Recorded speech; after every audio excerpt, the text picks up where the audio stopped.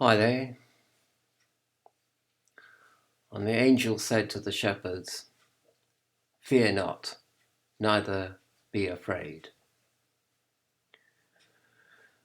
Fear not is an affirmation that I have ascribed or attributed to the fifth Sefirot on the Kabbalistic tree of life, Geburah.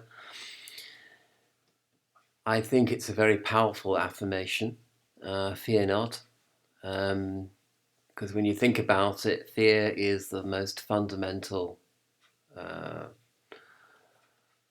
response that is hardwired into our brain mechanisms or brain algorithms.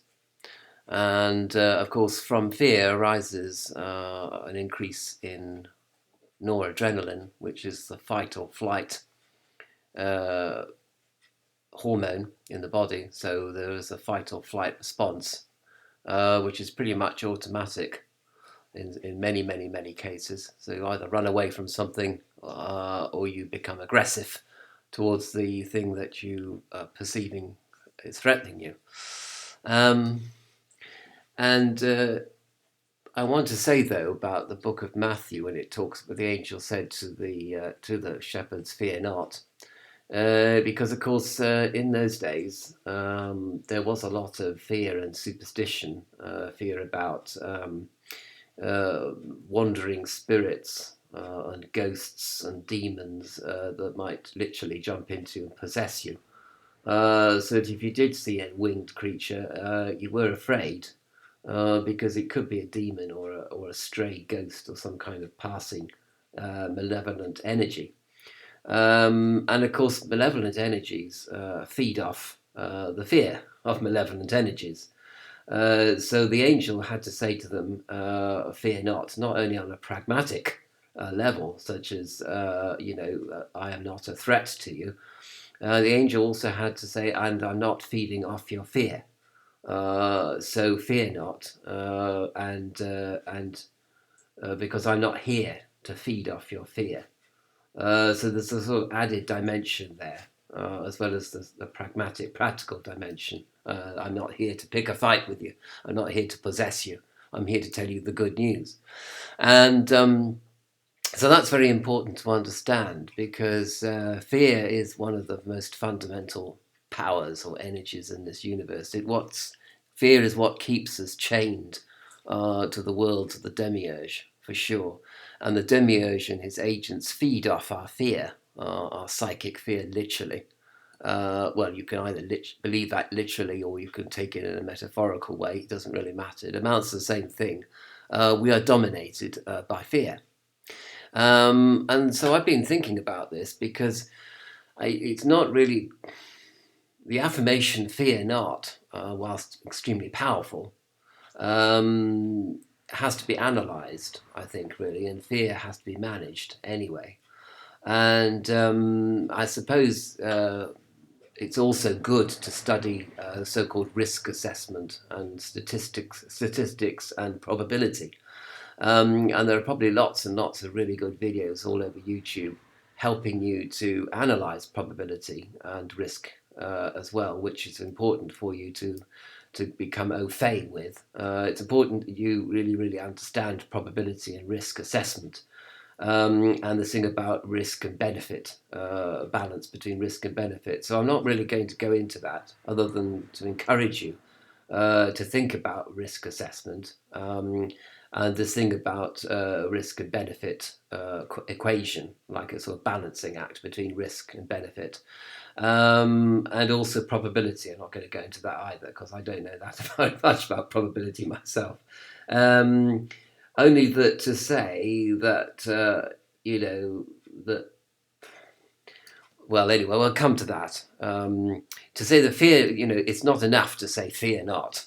But obviously the angel in the book of Matthew said "fear not," because the angel understood that the angel, was not coming from a place of fear, not coming from a place of malevolence and harm towards human beings, but rather benevolence and non-harm to human beings, and in fact to benefit human beings. So it knew that it was nothing to fear.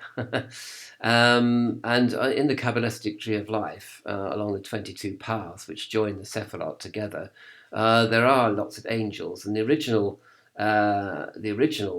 translation of the word angel means guardian. And a guardian, like a bouncer on a club door, is someone to fear because they're big and hefty creatures. And they can throw you off the path, and they can stop you from going into the Sephiroth with force if they have to, with a drawn sword. So you've every right to fear these psychic bouncers, as they might be called, because they're not to be trifled with. So they're not going to say fear not. They're going to say you better respect me, and you better have cleansed the doors of perception before you enter here, mate. Because otherwise you're not entering here. And if you try and force a situation, I will meet force with force. I will meet fire with fire. And fear, of course, also in the Old Testament and in the Hebrew Bible means respect. So you fear God, you respect God. You fear the elements, you respect the elements. You respect what can and cannot be done on this earth with the laws of physics as they are presently constituted in the worlds of the Demiurge. But then I was thinking about fear, and there are three different types of fear, it seems to me, what it all boils down to. Maybe you can think of lots of other categories of fear, but I can think of three categories. One of them is the fear of threat perceived, the fear of real threat. And I put in brackets here perceived because I know what you're going to say. You're going to say, well, it's very much an act of perception to decide whether something is a threat or not. Because in a way, you're looking into the future, trying to decide whether something will be a threat to you, is a threat to you, really means, will that thing be a threat to me? And so it's a matter of perception. But on the other hand, a bull is a bull and can gore you to death. So we look at real things, real objects like bulls and COVID-19, and we say, these things look pretty real to me, or they seem pretty real. And a matter of perception or not, I certainly perceive certain things to be real threats. So, I mean, in the world of the book of Matthew, shepherds would think that a sudden appearance of a being, of a psychic being, might indeed be a threatening thing, not a good thing at all. So in that sense, the threat is very real. Or if it's somebody, if it's a wolf coming to kill your sheep, that threat is very, very real. I mean, it's a real threat. If I bang my fist down on the table is pretty real to my fist. I get pain, that's real pain. And you may say, well, it's only just perception, but only perception. But we won't get into that. I mean, obviously, you have to look into this whole thing about real and perceived as well. So that's the first F, the fear of real threat as we perceive it. But certainly there's a lot of fear of the imaginary. There's imaginary fears, which nevertheless I got here in brackets real, because even imaginary fears can be very, very real to people. And people that have arachnophobia, for example, it's a very real fear, even though the spider can't actually do you harm. So it's not a justified fear. But nevertheless, this imaginary fear is real. If you're afraid of ghosts or claustrophobia or agoraphobia or afraid of heights, the fear is after all feels very real, and after all, a fear of heights, which is what I have, is based on the idea that if you fall, you will hurt yourself. And your brain knows that, and it fears to be in a situation where it could fall and hurt itself, obviously, and will kill itself by falling a long way. So fear and real and perceived, imaginary and real, they are categorized differently. But in fact, there's a sort of a kind of connection between the two there, which I'll come to in a minute. And then the final F, the final fear of this unholy trinity, is a sort of archetypal fear, which is stored in mythology and legends. People have real or imaginary fear, or they have feared real or imaginary threats, and these have gone into our sort of folk legends, our folklore, into the deep subconscious of the collective as archetypal fears. Fear of rats and things like that, and fear of spiders and creepy crawlies becomes an archetypal fear. And a lot of fears are culturally created, culturally born, culturally transmitted from one generation to another, and also born out of society. In other words, a media-created fear, which is the thing which has become very, very powerful nowadays, media-created fear. And so these are the three Fs. And then I've got a line which joins the three Fs together. I got a line which joins. And that line is really, whatever the fear is, it causes fight or flight mechanisms to kick in. Noradrenaline, cognition, affective or emotional responses, the reactive mind. So all fear creates a reactive consciousness. And I got two lines connecting the three Fs, because this is one of the crazy things about fear, is that we often don't fear what we should, and we fear what we should not. We fear things which are not much of a threat, and we don't fear things which are in fact quite a threat. And this sort of duality of fear, this kind of trick that fear plays on us, that we have neurotic fears, phobias, and social fears, and cultural fears, and media panics, and things like that. But they may be based on things which are actually threatening, but we don't fear those enough. We're like the fool and the tarot heading towards a precipice, blindfold and stupid on one hand, and yet we cower in the corner against things which are totally imaginary, such as phobias and obsessive compulsive disorders and things like that. And of course, fear is a cumulative thing, and this big arrow here means that fear gets bigger and bigger. The more you think about it, the more you dwell on fear, the fear increases, and the fight or flight panic buttons in your brain are all fired up and start all firing at the same time. So obviously, when you've fought something or you've run away from something, then the fear will reduce. But until then, the fear just increases and increases. On the collective level, fear becomes xenophobia, fear becomes civil war even. So, we're talking about big time suffering here as a result of these three Fs coming together, uniting together in an unholy trinity to destroy us. But the main thing is that fear binds us to the worlds of the Demiurge. And the agents of the Demiurge, and the Demiurge himself feeds off these three Fs, big time, and we are kept in bondage by fear, and yet also fear has this thing about this translation as respect. So you should respect things which could be a threat to you, and you should worry about things that you should worry about. But as it says in the CBT, cognitive behavior therapy course, basically it's all very well having worries, and fears are rational, can be rationally based, but they become irrational until you're going to do something about them. So you come up with a rational plan to cover certain eventualities which could be of a threat to you, and you act on those plans rather than just becoming more and more fearful. But fighting is usually an irrational response to fear. So we're talking about rational responses here, not irrational responses. We're talking about rational thinking rather than black and white thinking. We're talking about analysis and fear management here.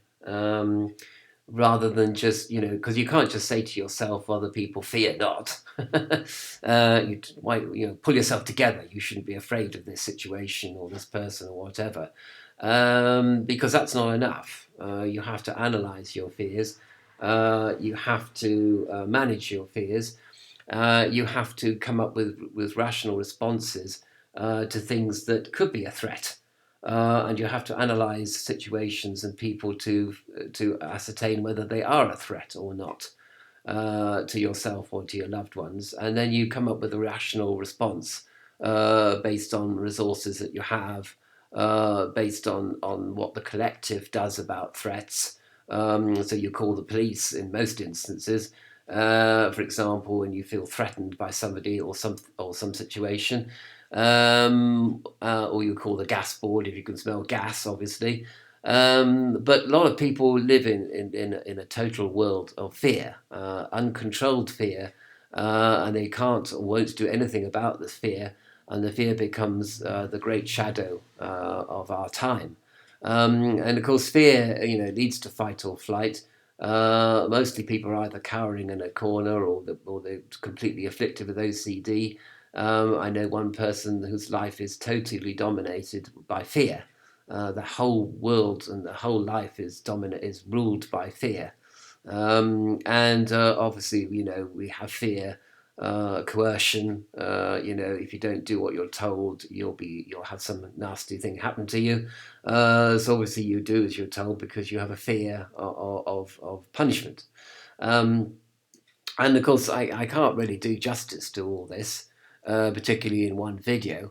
Otherwise, I'd be here, all day, kind of talking about this. And as I say, a lot of videos are out there which deal with personal fear and collective fear, risk assessment, probability, whether something is likely to happen or not, and practical hints about how you cope with fear and how you cope with risk assessment, what you can actually do about certain things which are frightening. I will say one thing though, you do get some really, really crazy things. Like in America, it's like there is fear of the police on one hand if you're a black person. So everybody goes on the streets to demonstrate, with no thought of the fear of spreading COVID-19. Which you would have thought that would be a fear, but that's all drowned out by the fear of the police. And that fear of the police could be completely irrational, and probably is irrational. It's neither here nor there, and yet people would rather be frightened of the police than they would be of COVID-19. But of course, some people say, well, I'm more frightened about losing my job or losing my business than I am of COVID-19. And that's why I'm jolly well going to take no notice of COVID-19 and open my shop anyway, because I got to feed my family. And I'm afraid that I won't be able to do so. So that is a perceived threat. Maybe people would say genuine fear. But on the other hand, if the second and third wave of COVID-19 begins to kill your children or begins to kill people of your own age, of your 40s and 50-year-olds, then you're going to go into a complete and utter panic, which of course might be too late by then because you should have taken steps to make sure COVID-19 didn't become endemic before it mutated into a much more virile virus, you see. So, when you look at fear, obviously all the countries were frightened of COVID-19, but some countries have taken action, positive affirmational action about the threat of COVID-19 and have sought to diminish it, whereas other people are just full of fear, but they're also full of denial, because I suppose the other side of fear is denial. And so that's fearing something when you should be frightened of it. Not being afraid of the things that you should be afraid of, that really are a threat. You become more frightened of terrorism than you are of COVID-19, and this leads to bizarre behaviours and bizarre choices. So when people are frightened, nothing is rational. Everything is inconsistent unto itself. and everything becomes confusing and chaotic, and people's minds and thinking becomes chaotic, right up to the Oval Office, I might add as well. So you might get even a rational president becomes completely full of fear, and unable to assess proper risks properly, ends up making disastrous decisions which actually only add to the fear. And maybe add to the realness of global threat. So this is a very complex subject, and I think looking at it positively, all we can really conclude is that fear has different components. I've shown that. I've shown that fear not is insufficient. An affirmation. You have to analyze and manage your fears, and you have to assess risks rationally and take positive action to reduce the risk of something happening, and thereby reduce the fear of it happening because you're doing something about it before it does happen. Fear is very much lodged in the future. Often, we're afraid of future situations arising, but we might be able to do something about those fears, and therefore reduce the threat. And of course, it's very much to do with perception. But the most important thing from a metaphysical point of view is the way that fear is part and parcel of the worlds of the Demiurge. And the soul is bonded to the worlds of the Demiurge through fear, through the consciousness of fear. And of course, I've attributed fear or fear not to Geburah, because Geburah is the sphere of Mars. Mars is to do with war. And we look at war, wars often arise, or mostly arise through fear, collective fear, which makes people act and make decisions irrationally. So it's an irrational response to fear.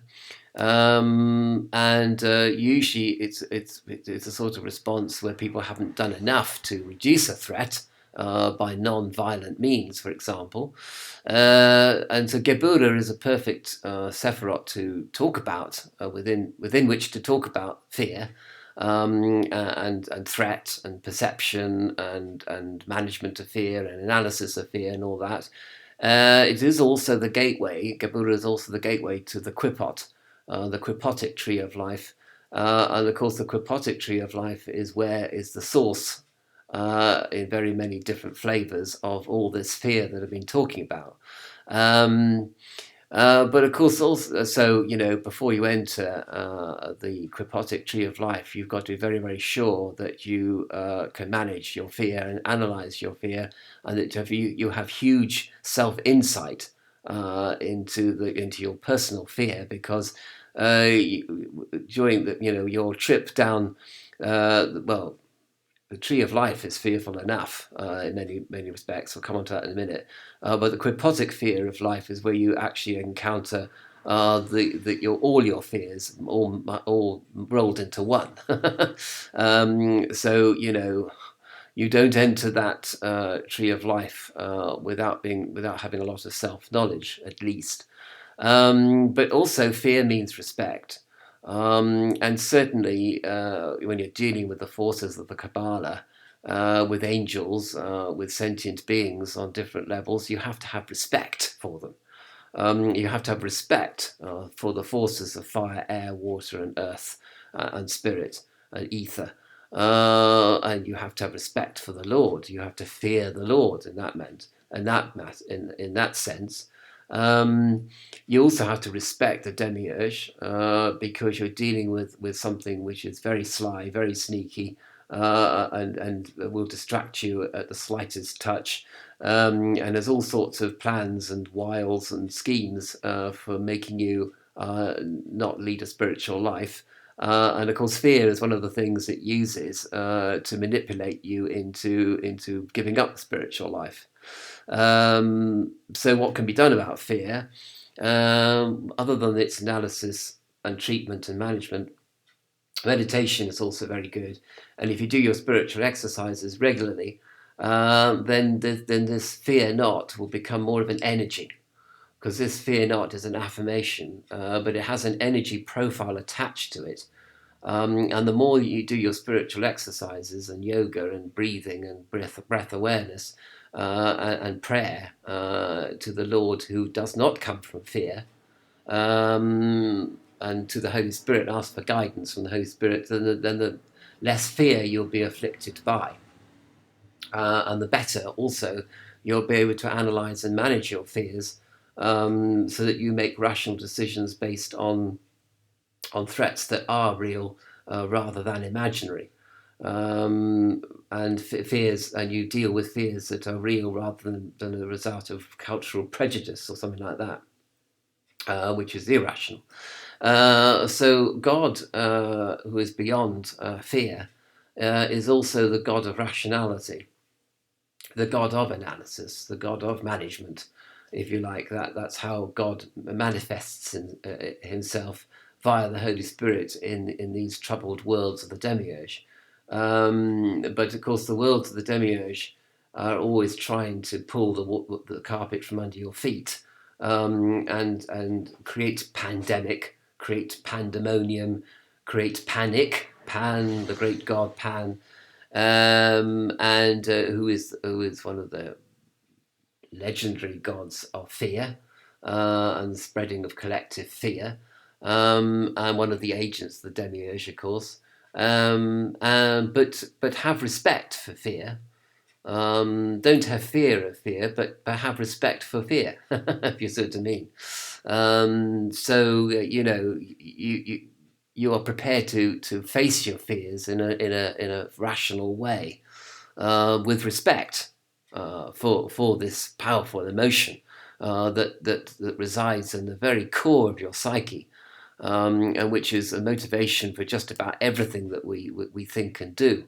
And once you understand that, then fear not becomes an affirmation that is worth contemplating. But fear not also has a psychic energy of its own, which will one day transpose you, or transform you, or literally translate you from the worlds of the Demiurge, where fear is, to the transcendental realm where fear is not.